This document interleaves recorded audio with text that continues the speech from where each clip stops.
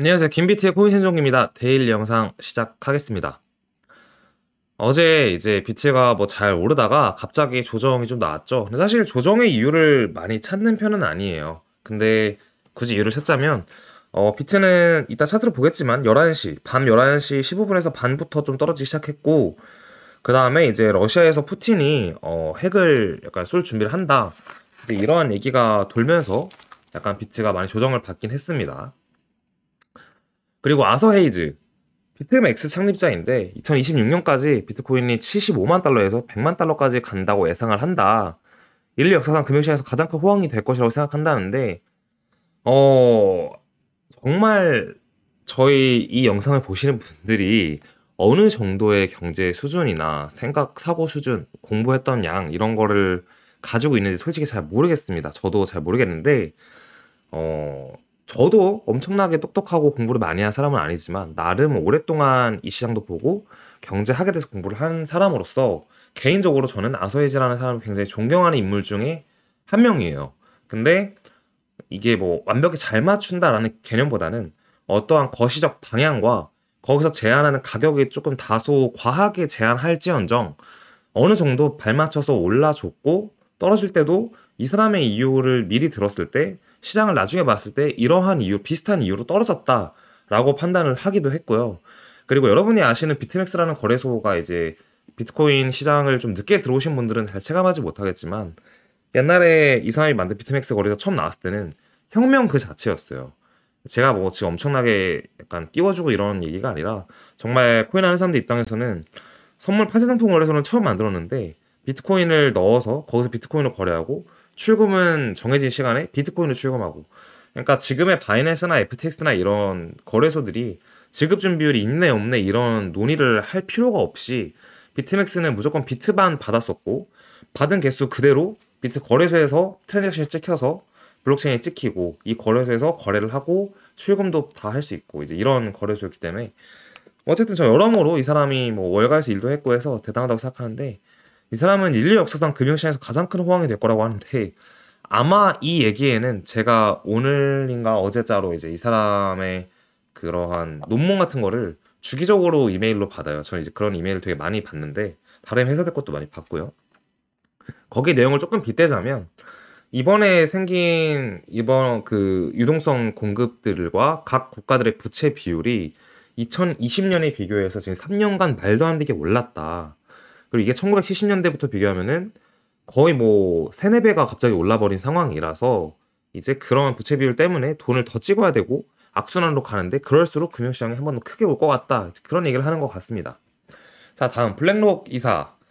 이제 SEC에서 3개월에서 6개월 내에 비트코인 ETF를 승인할 것이라는 얘기를 하는데 이제 이 사람들이 얘기하는 것들이 점점 귀에 더 들리고 와닿기 시작을 했습니다.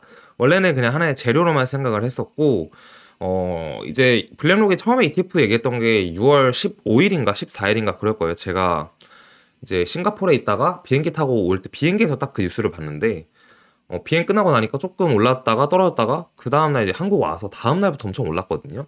그래서 기억이 정확히 나는데 보면은 그때만 해도 하나의 재료이고 뭔 또 ETF 약간 이런 생각이 있었고 최근까지도 ETF가 언제 될지는 잘 모르겠다. 되긴 되겠지 이런 막연함이었는데 최근에 본 자료들에 의하면 SEC에서 처음으로 이번에 연기를 하면서 대신 현물 ETF를 신청한 회사들이랑 비공식 회담을 가졌다고 해요. 근데 그동안 거절을 할 때는 이유만 띡 적어주고 혹은 이유가 없이 거절, 연기 이런 식이었는데 이번에는 거절에 대한 이유, 그러니까 연기에 대한 이유를 설명을 했다고 하더라고요. 이런 부분 좀 보완해라 라고 해서 지금 월가나 금융권에서는 약간 빼박으로 결국 ETF가 되긴 될 거다.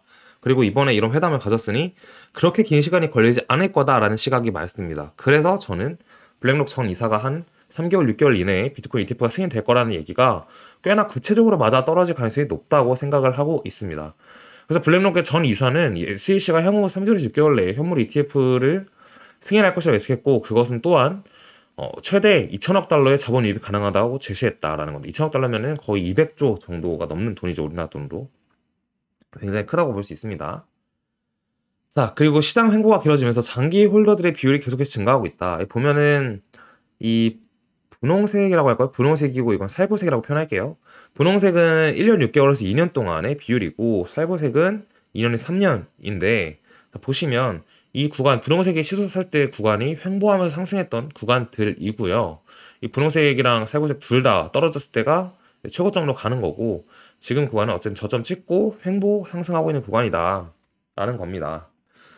그래서 결국 지금의 횡보권에서 시장의 트리거를 건들 만한 이슈가 있다면 가격은 출발할 수 있고 그렇지 않다면 약속의 속임수가 있을 뿐, 약간의 속임수가 있을 뿐 큰 가격 하락 없이 계속해서 횡보할 가능성이 높다고 생각한다.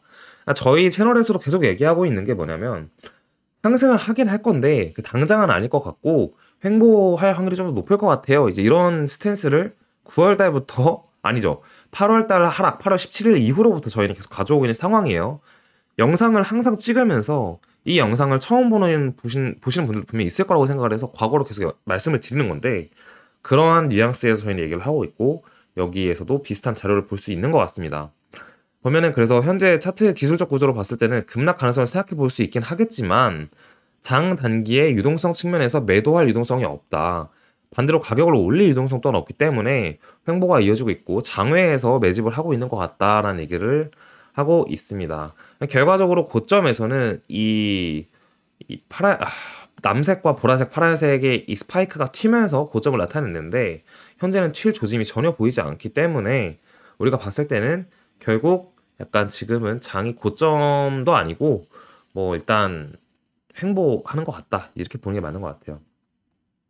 크립토 컨텐츠 나온 자료를 보면은 지금은 21년도에서 22년 약세장 여파는 여전히 비트코인을 압박하고 있다. 그래서 보면 29.8K에서 35K를 일단 이 구간, 이 네모 구간을 저항받고 있는데 이 구간을 확실히 넘어가야 우리가 좀 더 반등 장세로 가는 게 확실할 것 같다. 이런 얘기를 하고 있고 동시에 비트코인 수익권 코인 비율 지표를 보면 장기 저항은 65.95에서 76.31 범위에 해당을 하면서 이는 현 위치가 주요 저항 부근에 위치하고 있음을 알 수 있다라는 건데 현재 위치가 지금 그런 것 같다.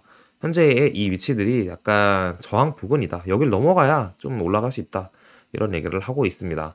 또한 최근 움직임이 상승 랠리를 보이기 전인 12년 1월에서 5월 그리고 15년 10월에서 16년 5월과 비슷한 흐름을 보이고 있어서 이에 따라 비트코인 전고점인 65.9에서 76.3K 저항 범위를 돌파하기 전까지는 불확실한 가격 움직임을 보일 가능성이 높다라는 건데 이거는 되게 당연한 얘기인데 65.9K, 69K를 넘으면 이미 신고점이기 때문에 거기서부터 불확실성이 아니라 추가 상승장에 의한 확실성이에요.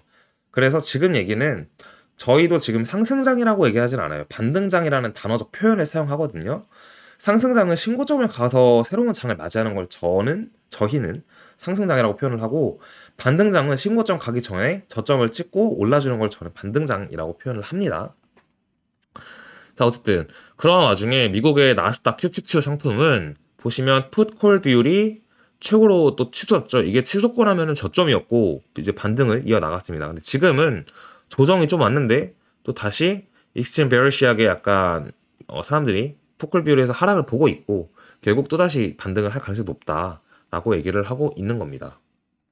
그럼 차트를 또 잠깐 보겠습니다.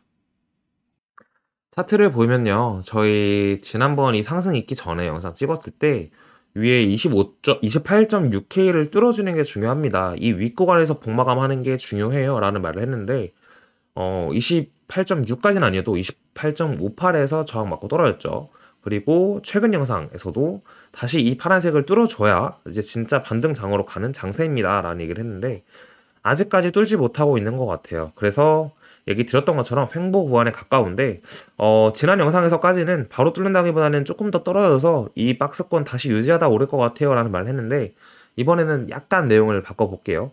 이번 주는 어쨌든 마감을 이 구간에서 할 거는 같은데 다음 주에 재차 돌파를 좀 하려고 노력하는 가능성이 생길 것 같고 그게 뭐 CPI 발표가 될 수도 있고요. 여러 가지 이슈가 또 생길 수 있죠.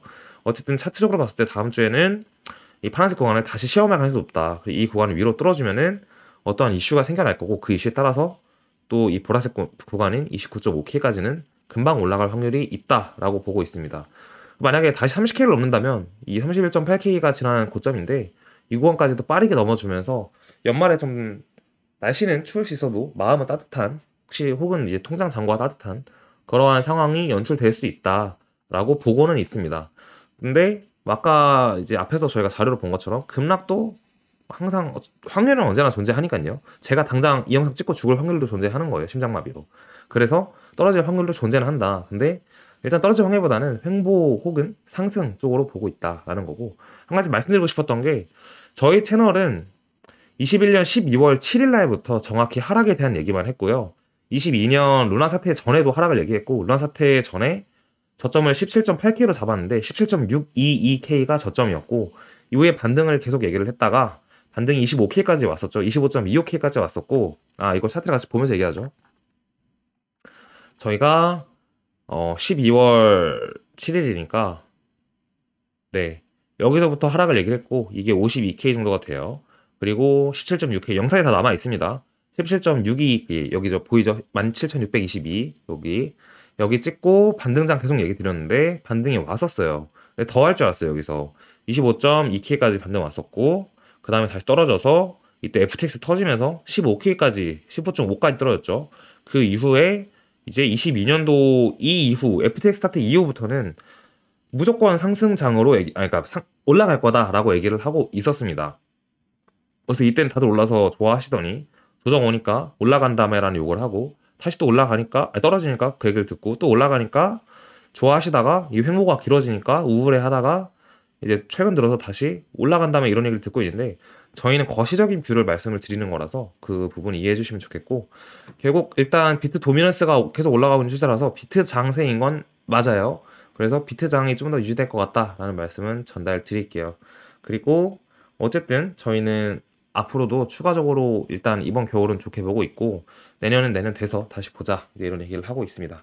영상 여기까지 하고 마치도록 하겠습니다. 감사합니다.